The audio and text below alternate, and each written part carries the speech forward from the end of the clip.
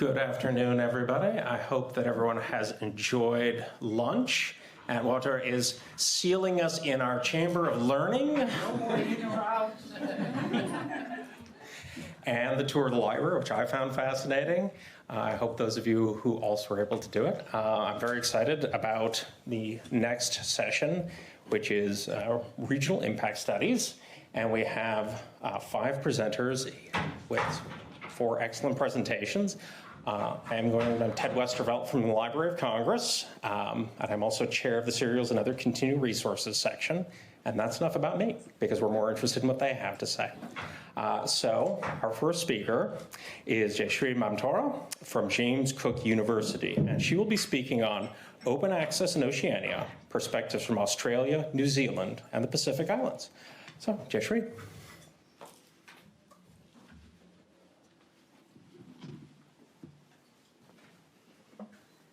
Thank you very much, Ted. Just give me a moment. I was freezing this morning in here, living and coming from the tropics, and the tour warmed me up, so I have taken my jacket off finally. Okay, you can hear me okay? Okay, well, good afternoon, and waramoli, as we say in northern Queensland. Ted has introduced me. I work at James Cook University, and I'm the Manager Scholarly Communications. And in this presentation, I'm going to give you an overview of recent open access developments in Oceania, touching on highlights in Australia, where I live currently, as well as New Zealand, our near neighbour.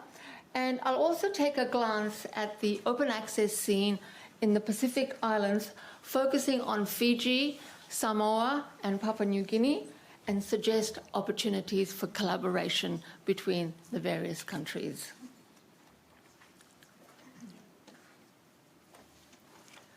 But first, some background basics. It is well acknowledged that ready and open access to information is crucial towards attaining the UN Sustainable Development Goals. The more freely accessible information is, the more the likelihood of it being discovered and used to solve a problem. And UNESCO and the Confederation of Open Access Repositories had long recognized that openness and inclusiveness in scientific research will become increasingly critical. Making research open access and available to everyone, not just a select few, is transformational and empowers people. It contributes to growth and development, and it disseminates marginalized research, providing more ways for voices from all parts of the world to be heard. So it is against this context that I take a glance at the region that I am based in. For the benefit of you, those of you not familiar with our region, this map shows the vast area of Oceania. As you can see on the left-hand side, the continent of Australia, and on the right, our neighbours in New Zealand and Papua New Guinea to the north, and the many islands scattered across the Pacific Ocean. I've also highlighted Fiji and Samoa, where I have lived and worked, and which will form part of my presentation.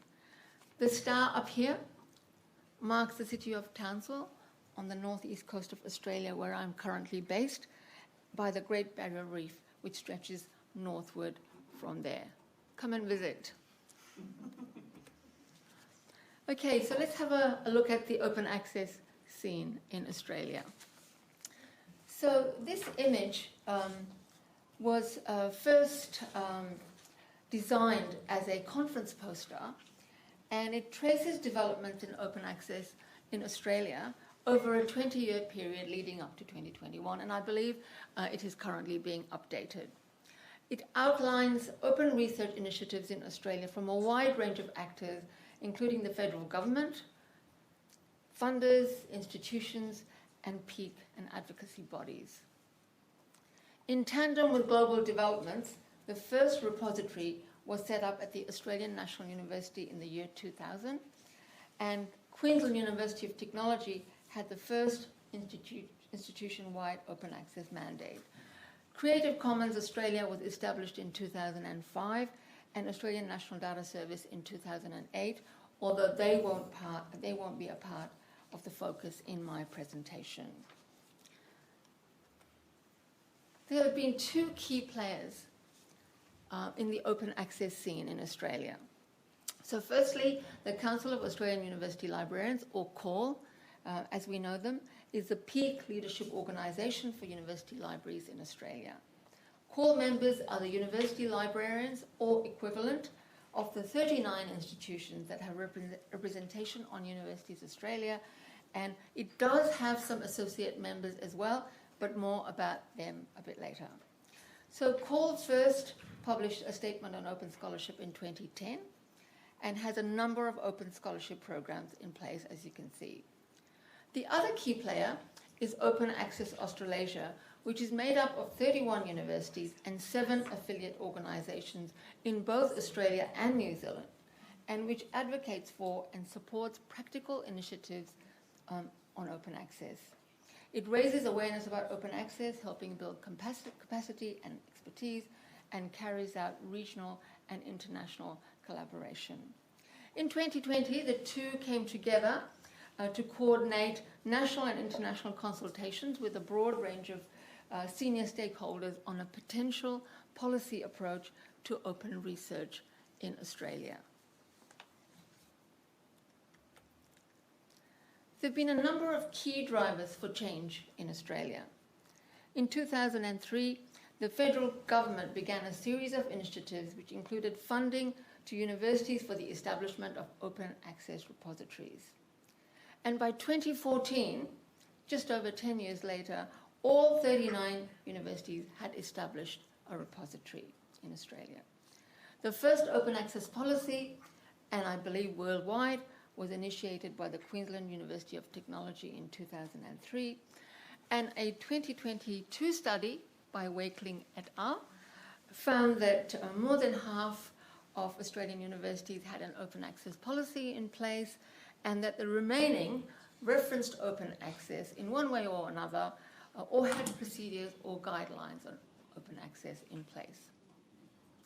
The two major funding bodies, the Australian Research Council and the National Health and Medical Research Council, have both had open access policies in place for quite some time, and both require that any research outputs produced from research funded by them must be made available open access after a 12-month embargo. So what has the impact been of these developments? So data shows that over the last 20 years, 42% of the 1.6 million publications in Australia were open in a combination of gold, green, and other forms of open access. So some current initiatives in Australia include open access policies. So there are 2 institutional open access policies with recent updates that are unique in nature because of the hard stance they have taken on rights retention. So the first one is the University of New South Wales Open Access Policy, where Fiona works, and this policy protects researcher rights by requiring them to include a rights retention statement in any research publications that they produce and make them openly available from the repository under an open license, under a CC BY license. Furthermore, the university, through its intellectual property policy, provides legal backing for these strategies. Queensland University of Technology has followed suit and similarly protects researcher rights in making research publications open access. And late last year, the National Health and Medical Research Council amended its policy to require that all peer-reviewed journal articles and conference papers that they fund be made available open access immediately at the time of first online publication without an embargo period and with an open license. The exception is publications about research relating to Aboriginal and Torres Strait Islander peoples and communities where a more restrictive license may. As part of its commitment to open access, the National Health and Medical Research Council has also joined Coalition S, becoming the first Australian organisation to do so.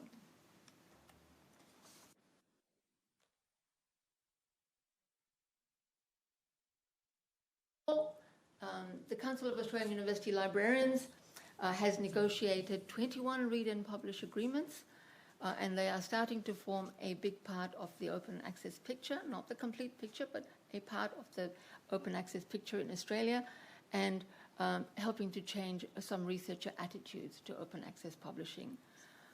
It has been reported that 10,000 open access articles were published in 2022 as a result of the agreements, and this is expected to double this year. COKI, or Curtin Open Knowledge Initiative, is a hub for analysis and evaluation for universities to understand how effectively they are operating as open knowledge institutions. So these are just a few examples of some current initiatives. Australia's chief scientist, Dr. Cathy Foley, took up her role in early 2021 and immediately announced that she had 4 key strategic priorities, and that of these, open access to research outputs would be one. She vowed to champion open access for Australia and to develop a roadmap which would give every Australian, and not just researchers, free access to research. Dr. Foley has conducted preliminary costings on a national open access strategy and has estimated that the Australian government invests $12 billion annually in science, research and innovation, while academic libraries pay between $350 to $400 million to publishers every year for research access. Dr. Foley is currently in the process of preparing advice for government on options for a potential national strategy for open access to research literature. 5 minutes, wow. Okay, did I have 20 minutes in which to speak? Yes? Oh, okay. I'd like to include a quick summary of the work that we're doing at James Cook University, where I work, just by way of example. And I'll just leave that slide there for you to look at. A quick look at New Zealand. So we work very closely with New Zealand, and this image is similar to the one that you saw on the Australian one, and it tracks open research initiatives over the last 20 years. COHA, the open source library system, was developed in 2000, and the first open access journal was set up at Otago Polytechnic in 2003. The Council of New Zealand University Librarians, or CONSOL, released its first statement on open scholarship in 2019 and has prioritized it in its current strategy period. CONSOL is a committee of Universities New Zealand, and its role is to provide a national perspective and expertise relating to all academic libraries in New Zealand. So they are also associate members of CORE and eligible to attend meetings but not vote, and New Zealand universities are also part of Open Access Australasia. Drivers for change in New Zealand. All 8 universities in New Zealand have a repository, and 7 of them have an open access policy in place. The Ministry of Business, Innovation and Employment released its policy on open research in November last year, and it's now brought New Zealand in line with international best practices. So the impact in New Zealand, data shows that 38% of the 261,000 publications in New Zealand were open, again a combination of gold, green and other forms of open access. Current initiatives, there's another funding body open policy coming through, and there's also an open research toolkit being produced. And New Zealand libraries also have access to the agreements that have been negotiated in Australia. The New Zealand Prime Minister's Chief Science Advisor has released a very comprehensive report with recommendations to encourage open research. So now a look at the Pacific Islands. In order to gain a better understanding, I carried out a rapid informal survey of the key institutions focusing on Fiji, Samoa, and Papua New Guinea, as they have the largest academic institutions. To do this, I reached out to librarians, and research managers in the individual countries. So the Fiji National University surprised me by telling me that they had 12 read and publish agreements in place as part of the Electronic Information for Libraries initiative, and it's available to 10 members of the consortium. However, awareness of these agreements appears to be limited. Support for payment of publishing fees in journals not covered is not available. But there is an OA policy in the process of being finalized, and there is an institutional repository managed by the Research Office, but not currently publicly available. The University of the South Pacific, or USP, is also a member of this consortium. However, there appeared to be little knowledge of the awareness of the access to read and publish agreements. There are some open access workshops run for academics. The library has a LibGuide on open access resources. And whereas the library hosts and manages the thesis repository, the Research Office manages the much larger electronic research repository and has a written policy in place for this activity. In Samoa, there has been some development on national open access initiatives. The National University of Samoa, or NUS, released its policy on intellectual property rights open access in March 2021 and have followed through with a training of trainers workshop. They have a DSpace repository, and it also hosts the Samoa Digital Library as an activity of the Samoa Knowledge Society Initiative, which acknowledges the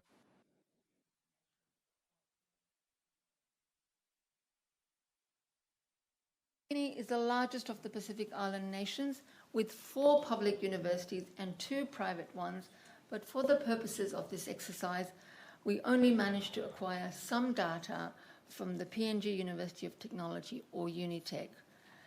The situation at this university is representative of many of the key challenges facing all the universities in PNG: lack of adequate funding for technology and equipment, poor internet bandwidth, and some capacity issues. Looking specifically at Unitec, OA isn't recognized as an issue. There's little awareness of what it is or what the benefits might be. Having said that, there are some funds available to researchers for publishing, and they have 3 open access journals in place. Generally, there's limited awareness of open access throughout the Pacific, both in libraries and among the research community. It is interesting to note that the latest COKI figures for OA publishing over the last 20 years for the 3 countries, they look promising. 48% of all publication in Fiji are open access, 56% in Papua New Guinea, and 56% in Samoa, but it is acknowledged that the base number of publications in each country is very low. There are many opportunities to advance open access, however, and progress could be made rapidly. There are a number of open access initiatives at the regional level that act as a catalyst, and some examples are there. The Pacific Agricultural Information System was first produced as a local solution in Papua New Guinea, but now it embraces the whole region, and we have the Data Hub, the Soils Portal, and the Environmental Data Portal. And as part of the Paris Agreement, Pacific Island nations are making climate change data and information available in a much more open and transparent way. So where to from here?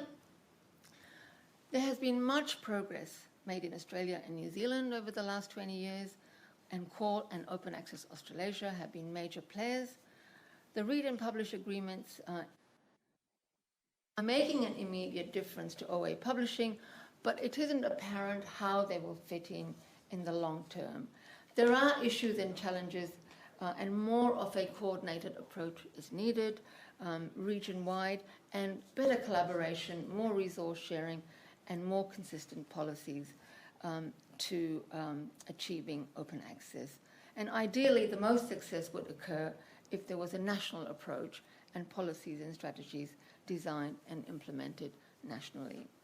In the Pacific, there is significant interest in sharing content across the Pacific Ocean, and there is justification to increase awareness and appreciation of it in the region. And in this context, initiatives such as IFL and university-to-university twinning or mentoring programs have a big role to play. My dream would be to see the formation of an open access Oceania. And in producing this presentation, I consulted with a wide variety of people, so I say thank you to them all, and I say thank you to you for your attention. Thank you very much.